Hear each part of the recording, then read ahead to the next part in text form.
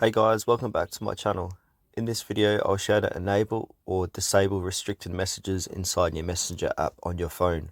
Please make sure to watch this video to the very end to avoid missing any vital information and making any mistakes along the way. In saying that, let's dive in. Right, the first thing you need to do is open up your Messenger app on your phone. Click onto that person who you would like to restrict. So for this example, I'm going to click on Fufun.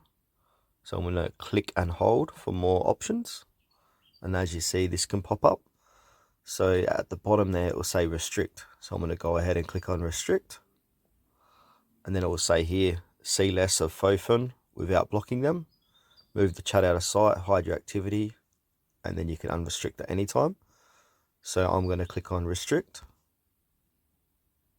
And as you can see, Fofun has been restricted. So yeah, that's how to restrict people on Messenger, guys.